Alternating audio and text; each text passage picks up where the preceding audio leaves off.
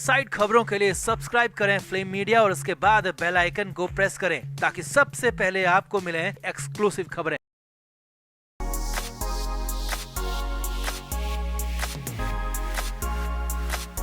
14 जून 2020 की तारीख को शायद कोई नहीं भुला सकता। 3 साल हो चुके हैं बॉलीवुड का अभिनेता यूं अचानक दुनिया से चला गया। तमाम आरोप लगे, कई तरह की थ्योरी सामने आई। सीबीआई भी जांच कर रही है, ईडी ने भी जांच की, एनसीबी ने तो खूब हाथ पांव मारे, मगर अभी तक कोई भी सुशांत के गुनहगारों की गर्दन तक नहीं पहुंच पाया। अब 3 साल बाद जहां सीबीआई ने सुशांत केस की जांच को लेकर बड़ा बयान जारी किया है, वहीं बॉलीवुड से दूर भोजपुरी इंडस्ट्री की आकांक्षा दुबे केस की अपडेट आया है। और हैरानी की बात यह है कि दोनों ही केस में गहरा कनेक्शन भी निकलकर सामने आ रहा है, जो कि किसी की भी समझ से परे लग रहा है। ऐसा हो सकता है ये कोई सपने में भी नहीं सोच सकता। तो आपको फटाफट दोनों ही केस से जुड़ी बड़ी अपडेट बताते हैं। वहीं आखिर दोनों केस में क्या है दुबई कनेक्शन, ऐसे कौन से 7 कनेक्शन है जो दोनों केस में आपस में जुड़ गए, आपको बताते हैं सब। आप भी वीडियो को शेयर करें और अपनी राय कमेंट बॉक्स में जरूर दें। तो आगे बढ़ने से पहले आपको बता दें कि हमारे व्लॉग चैनल नीतू की पलटन का लेटेस्ट व्लॉग रिलीज हो चुका है, जिसका लिंक डिस्क्रिप्शन में है। आप भी जल्दी से व्लॉग देखें, लाइक शेयर और सब्सक्राइब भी करें। तो जिस तरह आकांक्षा दुबे केस के 5 किरदार है, सेम वैसे ही सुशांत सिंह राजपूत के केस में भी 5 किरदार हैं। आकांक्षा के मामले में जहां समर सिंह, संजय सिंह, अरुण पांडे, अनुराधा सिंह और संदीप सिंह शक के दायरे में हैं, वहीं सुशांत के केस में रिया चक्रवर्ती, शौविक चक्रवर्ती, सिद्धार्थ पिठानी के साथ ही नीरज और केशव के नाम काफी हाईलाइट रहे। अब पुलिस की थ्योरी के हिसाब से तो दोनों ही केस सुसाइड है, मगर परिवार और फैंस पुलिस की थ्योरी को सिरे से खारिज कर चुके हैं और दोनों ही केस में फैंस का साफ साफ मानना है, सरकमस्टांसेस क्लियर कह रही हैं और जो सबूत मिले हैं वो साफ इशारा कर रहे हैं कि दोनों ही केस सुसाइड तो कतई नहीं है।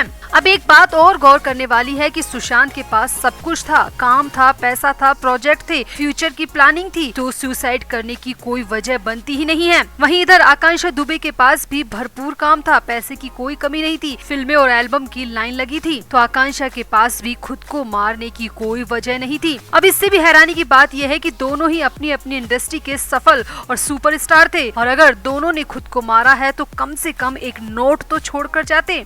अब आगे बढ़ते हैं। दोनों के मरने के एक रात पहले पार्टी हुई थी और हो ना हो मारने की प्लानिंग इन ही पार्टियों के जरिए बनाई गई थी। दोनों ही मामलों में इंडस्ट्री के लोगों का हाथ होने के आरोप लगे, तो कुल मिलाकर दोनों ही केस एक दूसरे से जुड़े हुए हैं। घटनाक्रम और परिस्थितियां एक जैसी है। आकांक्षा के मामले में समर सिंह और संजय सिंह को गिरफ्तार किया गया, जिसमें संजय सिंह को जमानत मिल चुकी है। वहीं सुशांत की मौत के बाद रिया चक्रवर्ती और उसके भाई शौविक को अरेस्ट किया गया। हालांकि फिलहाल दोनों ही जमानत पर बाहर हैं।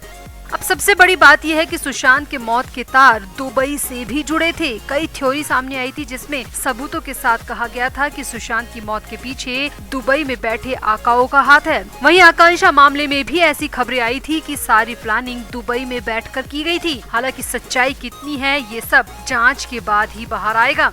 अब सुशांत की मौत के 3 साल बाद भी सब कुछ वही का वही है। सुशांत की मौत की जांच सीबीआई कर रही है, मगर सीबीआई ने अभी तक कुछ भी नहीं कहा है। अब तो फैंस मान चुके हैं कि एसएसआर के मामले में कभी सच्चाई बाहर आएगी ही नहीं। अब हाल ही में एक बड़े न्यूज़पेपर ने दावा किया है कि उन्होंने सीबीआई से आरटीआई के जरिए सुशांत केस की इन्वेस्टिगेशन की प्रोग्रेस रिपोर्ट मांगी। ये आरटीआई 13 जून 2023 को लगाई गई, जिसमें सीबीआई ने वो ही रटा रटाया जवाब दिया और कहा कि जांच अभी चल रही है और जांच से जुड़े किसी भी तथ्य को साझा नहीं किया जा सकता, नहीं तो इसका इन्वेस्टिगेशन पर असर पड़ेगा। मतलब सीबीआई ने साफ कर दिया कि ये केस सिर्फ सुसाइड का नहीं है, जांच अभी चल रही है और हो सकता है देर से ही सही मगर सच बाहर आए। अब बात करते हैं आकांक्षा केस की, तो आकांक्षा केस में भी जांच जारी है। हाल ही में पहली चार्जशीट दायर की गई, जिसमें समर सिंह और संजय सिंह को मुख्य आरोपी माना गया। डीएनए टेस्ट भी कराए गए। हालांकि डीएनए की रिपोर्ट में क्या आया ये अभी तक पब्लिक नहीं किया गया। कुल मिलाकर दोनों ही केस पूरी तरह से सस्पेक्टेड है। बड़े लोगों के हाथ होने के आरोप है, इंडस्ट्री के लोगों के हाथ होने के आरोप है। पुलिस और फैंस की थ्योरी बिल्कुल अलग है। दोनों ही मामलों में पुलिस का लापरवाह रवैया साफ दिखा। सुशांत को जहां 3 साल हो गए हैं, वहीं आकांक्षा को 3 महीने होने वाले हैं। मगर अफसोस इस बात का है कि इतने बड़े स्टार यूं अचानक से बिना कुछ कहे चले गए और पुलिस के हाथ इतने छोटे पड़ गए कि वो गुनहगारों तक पहुंच ही नहीं पा रहे। तो आपको क्या लगता है, सुशांत की तरह आकांक्षा का केस भी कहीं मिस्ट्री ही तो बनकर नहीं रह जाएगा? आखिर क्यों और कब तक ये सिलसिला चलता रहेगा? कब तक सिनेमा की चमक सितारों को यूं निगलती रहेगी? आप भी अपनी राय कमेंट बॉक्स में जरूर दें और वीडियो को भी शेयर करें। तो आगे बढ़ने से पहले आपको बता दें कि हमारे व्लॉग चैनल नीतू की पलटन का लेटेस्ट व्लॉग रिलीज हो चुका है, जिसका लिंक डिस्क्रिप्शन में है। आप भी जल्दी से व्लॉग देखें, लाइक, शेयर और सब्सक्राइब भी करें। तो आकांक्षा दुबे को इस दुनिया से गए दिन पर दिन, महीने पर महीने गुजर रहे हैं। जब जब लगता है कि अब कुछ तेजी आई है जांच में, पुलिस अलर्ट है, तब तभी ऐसा कुछ सामने आ जाता है कि पुलिस और प्रशासन पर फिर से संदेह होने लगता है। उनकी जांच प्रक्रिया पर फिर से सवाल उठने लगते हैं और अब की बार पुलिस पर आरोप लग रहे हैं, वो सबसे बड़े हैं, सबसे संगीन हैं। तो सूत्रों की माने तो आकांक्षा केस में जिन 4 आरोपियों के DNA सैंपल लिए गए थे, उसकी रिपोर्ट आ चुकी है। जी हाँ, खबरों के मुताबिक समर सिंह, संजय सिंह, अरुण पांडे और संदीप सिंह के DNA सैंपल की रिपोर्ट आ चुकी है। अमूमन DNA सैंपल की रिपोर्ट को आने में 10 से 25 दिन का वक्त लगता है और सूत्रों की माने तो इन चारों के सैंपल लिए 14 दिन से ज्यादा हो चुके हैं और लैब से DNA की रिपोर्ट बंद लिफाफे में पुलिस के पास पहुंच चुकी है। अब आपको पता ही होगा कि आकांक्षा के कपड़ों की फोरेंसिक जांच में बहुत कुछ संदिग्ध मिला था। आकांक्षा के साथ हुई दरिंदगी के सबूत फोरेंसिक रिपोर्ट में सामने आए थे। आकांक्षा के कपड़ों से सीमेन मिला था, जिसके बाद तो एक बात साफ हो गई थी कि आकांक्षा के साथ 25 मार्च की रात को बहुत कुछ गलत हुआ था और 4 लोगों पर पुलिस ने शक जताते हुए DNA सैंपल लेने की परमिशन कोर्ट से ली थी, जिस पर कोर्ट की मंजूरी के बाद समर सिंह, संजय सिंह, अरुण पांडे और संदीप सिंह के DNA सैंपल करीब 14 दिन पहले लिए गए थे। अब ये चारों कौन हैं, इन पर क्या क्या आरोप है, ये तो आप सभी जानते हैं। और अगर नहीं जानते हैं तो हम लगातार आकांक्षा केस की कवरेज कर रहे हैं, खबरें दिखा रहे हैं, तो आप हमारी पिछली वीडियोस में इन सब के बारे में देख सकते हैं, इन सब की कुंडली देख सकते हैं।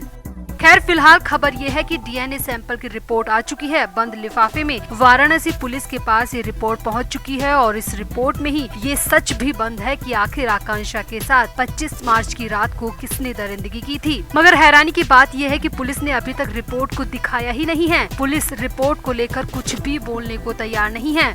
आकांक्षा की मां मधु दुबे के वकील का आरोप है कि उन्हें लैब से पता लगा है कि रिपोर्ट पुलिस को पहुंचा दी गई है। वकील का कहना है कि जहां पूरा देश इंतजार कर रहा है, आकांक्षा के फैंस और परिवार वाले इस इंतजार में सो तक नहीं पा रहे हैं कि आकांक्षा का सच कब बाहर आएगा। वही पुलिस रिपोर्ट आने के बाद भी उसे छिपा क्यों रही है? आखिर रिपोर्ट को पब्लिक क्यों नहीं किया जा रहा? वकील का कहना है कि अगर पुलिस पब्लिक नहीं करना चाहती तो कोई बात नहीं, मगर कम से कम वकीलों को तो रिपोर्ट की जानकारी दी जानी चाहिए।